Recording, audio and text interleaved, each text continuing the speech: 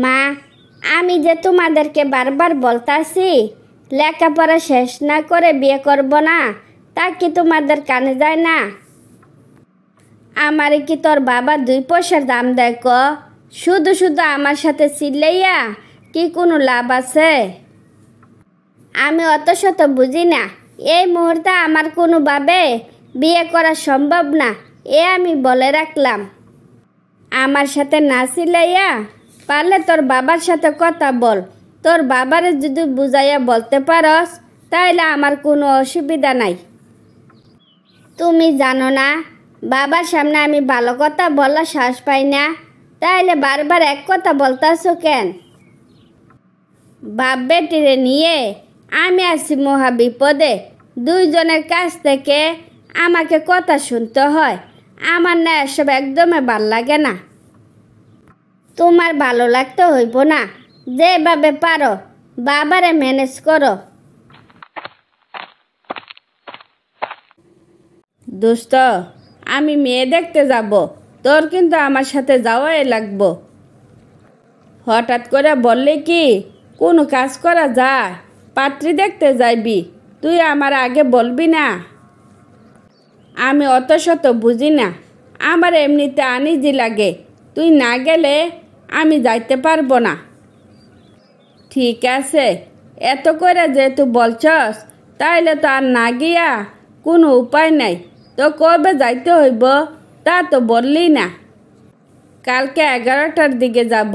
তুই সময় মতো চৌরাস্তার মোড়ে থাকিস, দেরি করিস না কিন্তু।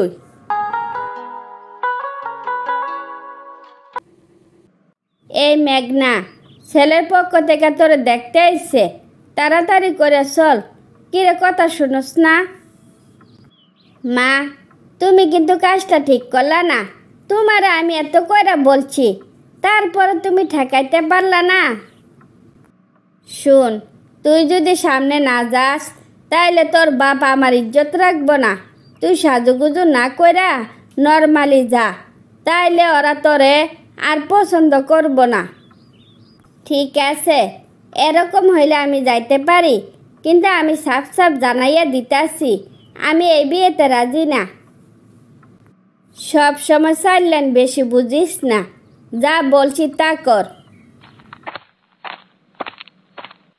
কি রে দোস্ত, তুই মেয়েটারে দেখে চমকাইয়া উঠলি কেন? তুই কি ওরে চিনস নাকি? তুই কি যে বলস, আমি ওরে চিনব কেমনে? মেয়ে দেখতে আসিস, মেয়ে দেখ, মেয়ে পছন্দ হইলে জানা। দোস্ত, মেয়ে দেখতে কিন্তু হেব্বি সুন্দর, কোনো সাজুগুজু নাই, তারপরও দেখতে কত তার সুন্দর লাগতাছে। এত প্রশংসা না কইরা তোর মাকে পাকা কথা বলতে বল। আমার তারা আছে, তাড়াতাড়ি করে বাড়ি চল।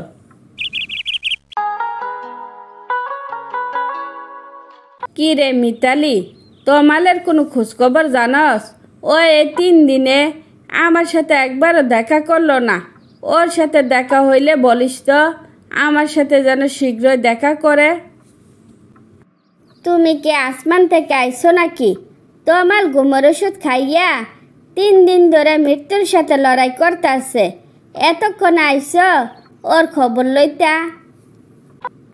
তুই এসব কি বলতাছস? ও ঘুমের ওষুধ খাইয়া অসুস্থ হইয়া গেছে, এতক্ষণে বুঝছি। ও ওই দিন কেন অস্থিরতা করছিল। সেদিন কি হয়েছিল আমার একটু বুঝাইয়া বলেন তো।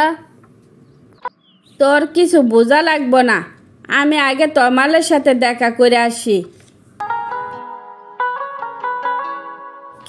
কি রে শালা, তুই কি আমার সাথে হিরিগুড়ি দেখাইছস? আমি তোর পছন্দের মাইয়ারে বিয়ে করব, আর তুই নিজেরা তিলে তিলে শেষ করবি? ওইটা আমি চাইয়া চাইয়া দেখব? তোরে একথা কে বলছে? তুই যা শুনছস সবই ভুল। শোন, নিহাল কখনো কাঁচা কাজ করে না। সেদিন আমার ডাউট হয়েছিল, কিন্তু কনফিউশনে ছিলাম।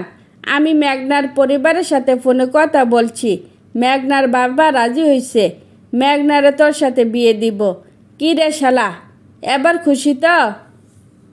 দুইজনে একজনরে পছন্দ করছি, তাইলে কেমনে খুশি হব? ওরে আমি মন থেকে মুচ্ছা ফেলাইছি। মেঘনা নামের কেউ কোনোদিন আমার জীবনে ছিল না, আর কোনোদিনও আসবো না। শোন, কথা ঘুরাইয়া লাভ নাই। কালকে তোর বিয়ে হবে, তাও মেঘনার সাথে। চল এবার তোর বাপ মার সাথে কথা বলে সব কিছু ফাইনাল করি। তারপর তমালু মেঘনার বিয়ে হয়ে গেলে সবাই সুখে শান্তিতে জীবনযাপন করতে থাকে।